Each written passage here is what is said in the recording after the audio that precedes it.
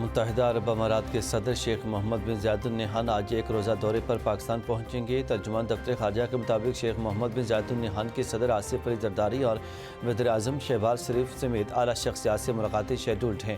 ملاقاتوں میں دو طرفہ تعلقات کے تمام پہلوؤں کا جائزہ، علاقائی اور عالمی امور پر تبادلہ خیال کیا جائے گا۔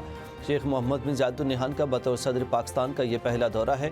وزراء اور اعلیٰ سطح کا وفد بھی معزز مہمان کے ساتھ اسلام آباد آئے گا۔ غیر ملکی مہمانوں کی آمد کے باعث خصوصی ٹریفک پلان جاری۔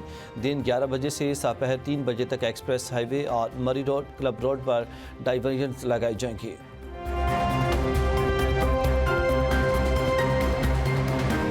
مختلف شہروں میں دھند کا راج، موٹر وے M11 لاہور سے سیالکوٹ تک بند۔ ملک کے کئی علاقے فضائی آلودگی کی لپیٹ میں۔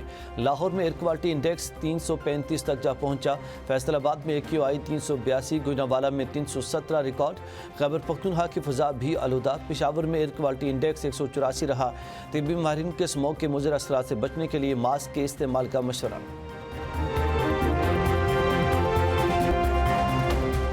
MQM کے مقتول رہنما ڈاکٹر عمران فاروق کے دونوں صاحبزادے والدہ کی تدفین کے لیے لندن سے کراچی پہنچ گئے۔ والدہ شمائلہ فاروق کی میت کل کراچی پہنچے گی۔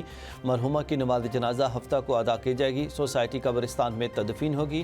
شمائلہ عمران فاروق طویل علالت کے بعد 19 دسمبر کو لندن میں انتقال کر گئی تھیں۔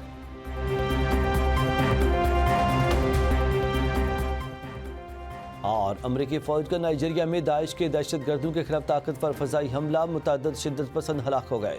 صدر ڈونلڈ ٹرمپ نے سوشل میڈیا پر جاری بیان میں کہا کہ حملوں میں داعش کے ٹھکانوں کا نشانہ بنایا گیا۔